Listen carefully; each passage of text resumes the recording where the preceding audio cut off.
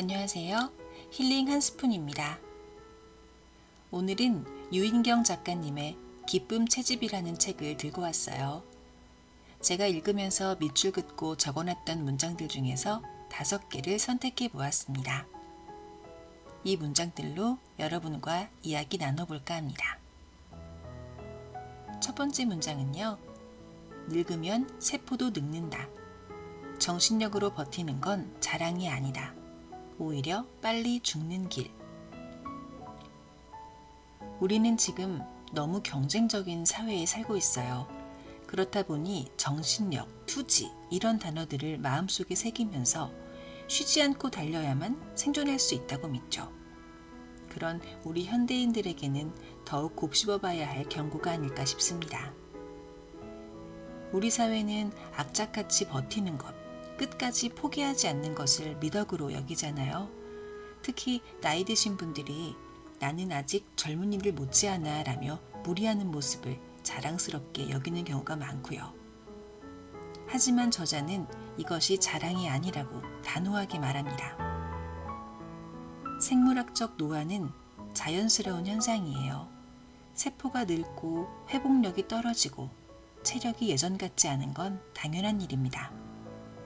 그런데 이걸 인정하지 않고 정신력만으로 밀어붙인다면 어떻게 될까요? 당연히 몸은 더 빨리 망가지겠죠? 우리의 몸은 정신력으로 움직이는 자동차가 아닙니다. 정신력으로 버틴다는 건 노후화된 엔진에 정신력이란 터보를 달아서 한계 이상으로 달리게 만드는 것과 같습니다. 이것은 단기적으로는 성과를 낼지 몰라도 장기적으로는 수명을 깎아 쓰는 일입니다. 그리고 이 문제는 노년층뿐 아니라 젊은 사람들에게도 해당되는 이야기 같아요. 과로, 수면 부족, 스트레스를 견디는 걸 능력으로 착각하는 분들 많으시죠? 이 문장은 우리 모두에게 필요한 경고입니다. 오늘부터 억지로 버티는 삶 대신 지속 가능한 건강한 삶을 선택하십시오. 그것이 바로 건강하게 오래 살 수 있는 가장 확실한 길입니다. 두 번째, 회사를 위해서 일하지 말고 배울 것, 얻을 것을 생각하라. 회사를 위해 나를 희생하고 소진하는 것이 더 이상 나의 미래를 보장해주지 못한다는 현실을 직시해야 할 것 같습니다. 회사와 나는 계약관계이며 나를 보호해줄 최종 방어선이 아님을 인정해야 합니다. 현실은 냉정합니다. 회사는 필요할 때 우리를 쓰고 필요 없으면 버립니다. 그러니 회사를 위해 희생하지 말고 이 경험에서 내가 무엇을 배우고 성장할 수 있는지를 중심에 두라는 거예요. 절대 대충 일하라는 뜻이 아닙니다. 회사를 위해 나를 희생하지 말라는 말은 이기적인 태도가 아니라 현명한 태도입니다. 결국 내 커리어의 주인은 나 자신이니까요. 회사는 당신이 성장을 위해 잠시 머무는 성장 캠프이자 경험의 무대여야 합니다. 당신의 경력은 회사의 계획이 아니라 당신 자신의 주도적인 계획에 따라 움직여야 합니다. 회사 목표만 보지 마시고요. 내년 초 나는 이 회사에서 올 한 해 무엇을 배워서 다음 이직할 때 나의 몸값을 높일 것인가 라는 질문에 답해 보세요. 부족한 기술을 채울 수 있는 프로젝트, 새로운 시장을 경험할 수 있는 팀을 적극적으로 요청하거나 찾는 것도 방법이 될 수 있겠죠? 세 번째, 무조건 내게 유리하게 생각하기. 그래도 다행인 게 뭐냐면 같은 상황도 어떻게 해석하느냐에 따라 전혀 다른 의미가 됩니다. 무언가에 실패했을 때 나는 역시 안 돼 라고 생각하며 자존감을 바닥까지 떨어뜨리는 사람도 있겠지만 이 경험으로 뭔가 배웠네 라고 생각하는 사람도 있겠죠. 예를 들어 면접에 떨어졌다면 내가 부족해서가 아니라 회사의 비전이 나와 맞지 않았던 것 또는 이 경험 덕분에 다음 면접 질문의 의도를 완벽히 파악할 수 있게 됐다라고 생각하는 것입니다.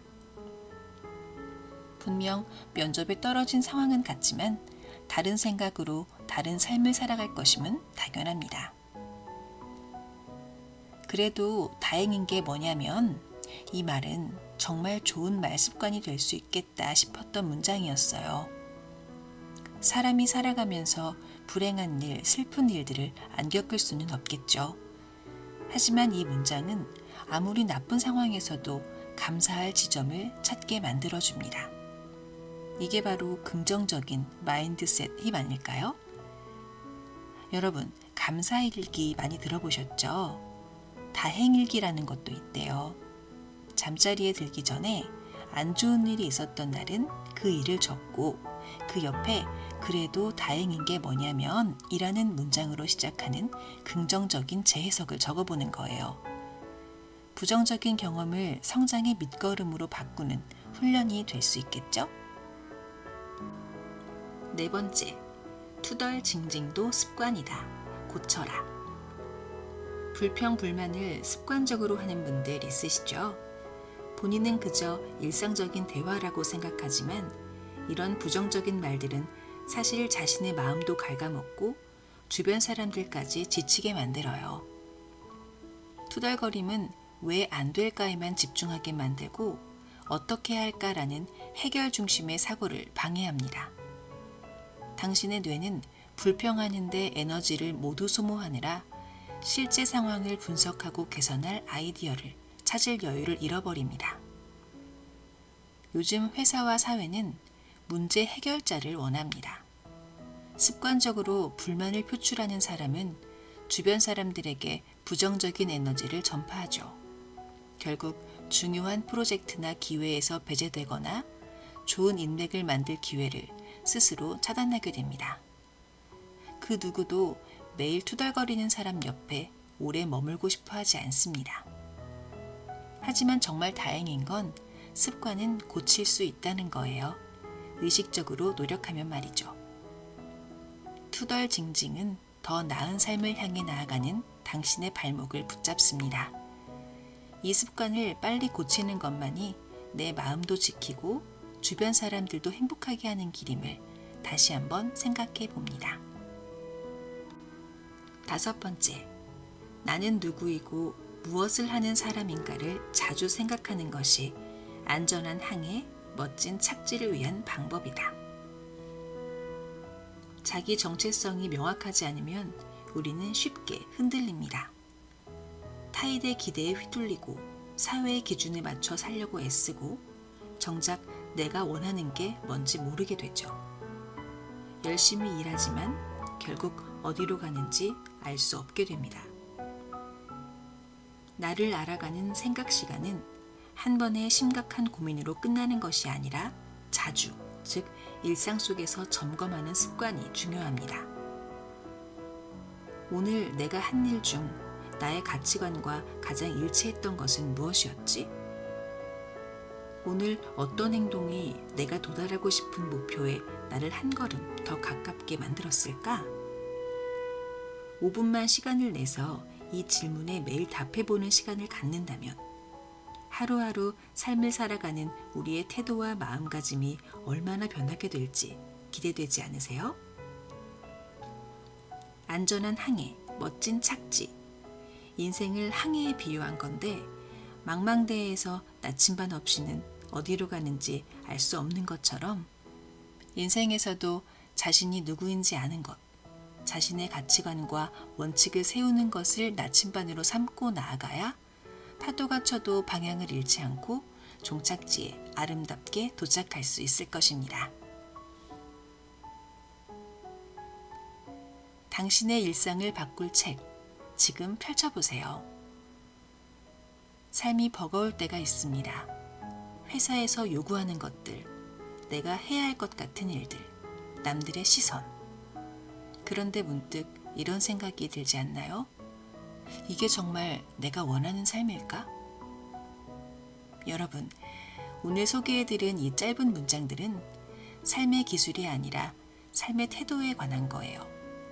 어떻게 성공하느냐가 아니라 어떻게 건강하고 진정성 있게 살아가느냐에 대한 이야기죠. 작가님 특유의 솔직하고 유머러스한 문체 덕분에 책이 무겁지 않고 편안하게 읽힙니다. 복잡한 이론이나 거창한 철학 없이 오늘 당장 실천할 수 있는 구체적인 태도들을 제시한 게 이 책의 힘인 것 같아요. 이 모든 조언은 자신만의 가치를 지키고 행복을 채집하며 살아가라는 삶의 가이드라인으로 느껴집니다. 여러분은 오늘 소개한 5가지 문장 중에서 어떤 문장이 가장 마음에 와닿으셨나요? 오늘 당신을 위한 책을 한 권 펼쳐보세요. 삶은 버티는 것이 아니라 누리는 것이니까요. 그럼 다음 영상에서 또 만나요. 지금까지 힐링 한 스푼이었습니다. 감사합니다.